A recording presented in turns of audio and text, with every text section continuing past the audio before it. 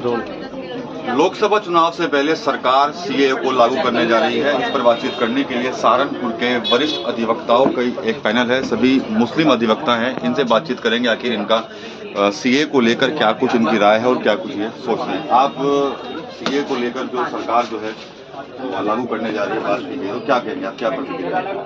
एक तो चुनाव से ऐन पहले, जबकि अगले महीने आचार संहिता लगने वाली है, उससे पहले शोषा छोड़ना, ये वोटों का ध्रुवीकरण के अलावा कुछ नहीं है। और मैं एक बात बताऊं, इसका एक पूरा सर्वे आया था कि अगर 50 लाख कर्मचारी 10 साल तक इसको लगाएंगे इसमें, तो जब ये सीए लागू होगा 10 साल इसके लागू करने में लगेंगे, क्योंकि कई प्रक्रिया से गुजरना पड़ेगा इसको लागू करने के लिए, और 10 साल लगेंगे। तो सरकार पता नहीं 10 साल बाद किसकी सरकार हो, किसके राज्य का राज हो, किसका नहीं हो। तो ये सरकार का एक ध्रुवीकरण का सोच है। और ये मैं बिल्कुल स्पष्ट बोलता हूँ कि हिंदू मुस्लिम चुनाव के करने वाले हैं, क्योंकि सरकार को जो 2024 का चुनाव है उसमें अपना खतरा नजर आ रहा है, क्योंकि सरकार ने जो मूलभूत समस्या लोगों की उसको समाधान किया नहीं। तो इस तरह के छोटे सोचे छोड़कर ये लोगों को यहाँ ध्रुवीकरण करना चाहती है। जो और समस्याएं देश की बेरोजगारी की है, अभी जो पुलिस भर्ती में हुआ, सब कुछ देख रहे हैं, कितने 60 लाख नौजवानों को किस तरह तबाह बर्बाद किया गया। सब 400 रुपये उनसे फीस ली गई, 240 करोड़ रुपए का उनको नुकसान हुआ, आने जाने में उनको कितना वाहन में खर्चा हुआ होगा। तो बेरोजगारों को और बेरोजगार बना दिया। तो सरकार की इस तरफ तो ध्यान हटाने के लिए, इन समस्याओं से, बेरोजगारी से, महंगाई से, और जो बड़े बड़े उद्योगपति यहाँ से पैसे ले भाग गया है, उनसे बचाने के लिए सरकार ने इस तरह के सीएए सिटीजन अमेंडमेंट एक्ट जो लाई है, ये सिर्फ मूलभूत समस्याओं से भड़काने के लिए ये सरकार का एक शोषा है। और इस पर जो आम जनता है इसकी तरफ ध्यान नहीं देगी, और न हमें कोई खतरा है इससे। ठीक है, क्या लगता है आपको भी कि ध्रुवीकरण हो रहा है? क्या जी बिल्कुल, ये गलत इस्तेमाल किया जा रहा है इसका।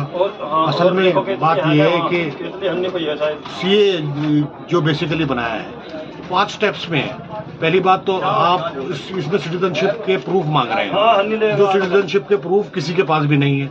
और ज्यादातर जो जनता है इस देश की वो अनभिज्ञ है, जिन्होंने अपने कभी जन्म प्रमाण पत्र भी दर्ज नहीं कराया, अपना जन्म होने का प्रमाण पत्र भी नहीं है।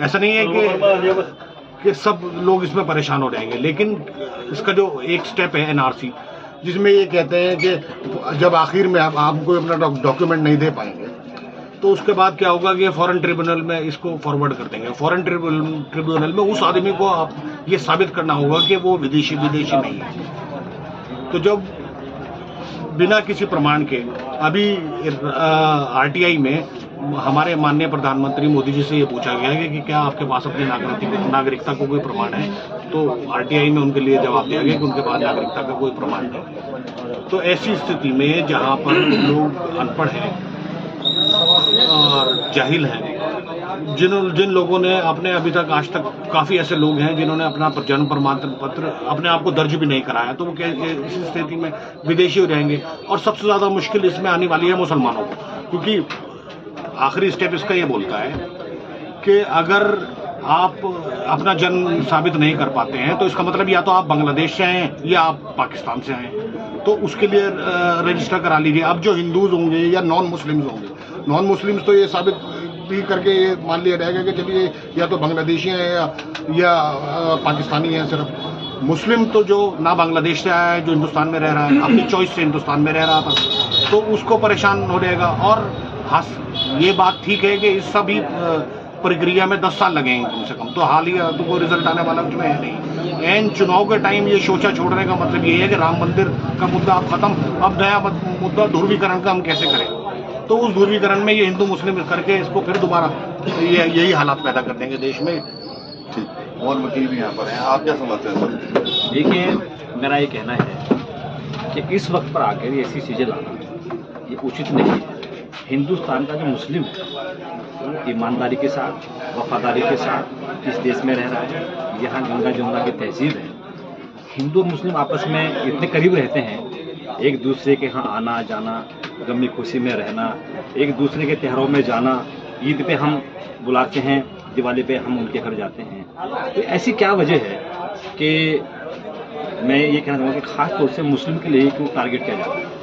आप करिए, कानून बनाइए, सबके लिए बनाइए, लेकिन उस कानून में ये ना हो कि हमारे लिए कुछ हो और आपके लिए कुछ हो। आप यहाँ रह रहे हैं, हम यहाँ पर रह रहे हैं, सदियों से रह रहे हैं, हमारे बड़े बुजुर्ग, हमारी जमीन जायदाद सब यहीं पर है, तो हमारे पे सवाल निशान क्यों है? कुछ आदमी आज़ादी से पहले जो और देशों से आए हैं, उनके क्या प्रमाण पत्र हैं, जो पाकिस्तान से खासतौर से आए हैं, चाहे वो हिंदू हो मुस्लिम हो। लेकिन हमारा हिंदुस्तान का मतलब तो हिंदुस्तान नहीं है, इसने तो कभी कोई यहाँ से माइग्रेट किया ही नहीं। तो जो हम यहाँ के रहने वाले हैं, हम यहीं के बासिंदे हैं, यही हमारी जमीन है, यही जायदाद है, ये हमारे बुजुर्ग दफन है, ये हमारे कब्रिस्तान है, ये सब हमारा कुछ है। तो हमको ये चीज़ें क्यों लागू की जाती हैं?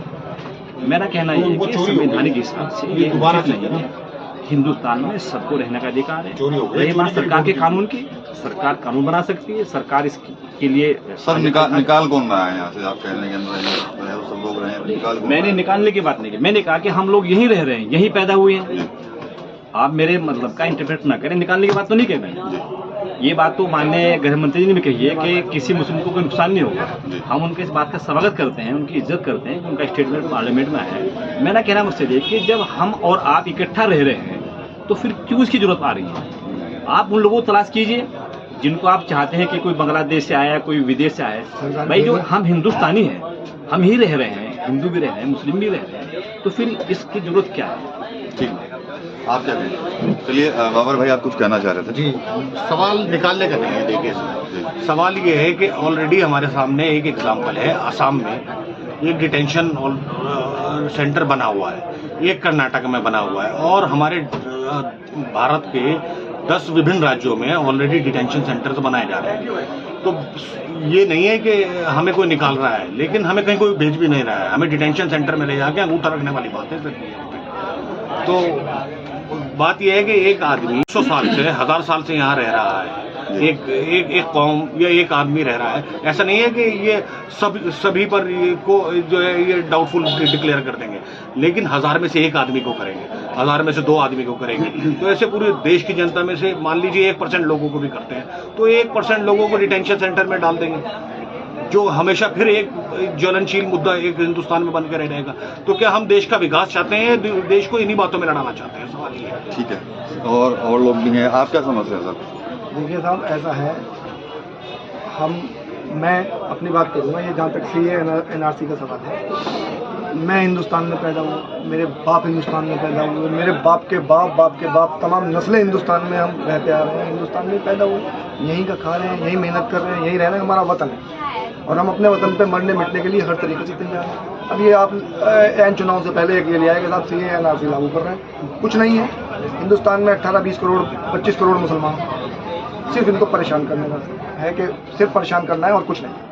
ठीक है, मेरा सवाल ये है कि 10 साल से भाजपा यहाँ सत्ता में है, तो जो घुसपैठिया है, हमारी BSF है और CRPC है, CRPF है, और हमारी फौजें हैं बॉर्डर पे लगी हुई, और तमाम वहाँ पर जो है आने जाने के लिए पूरी पाबंदी है, एक जाल लगा रखा है, वहाँ दीवार बना रखी है। तो घुसपैठिया कैसे आ गए? तो इसका मतलब है सरकार फेल है। पहले गृह मंत्री जी इस्तीफा दें कि यार मैं फेल हो गया हूँ भाई, यहाँ घुसपैठिया घुस जाए और अब हम इसके CAA लागू करेंगे।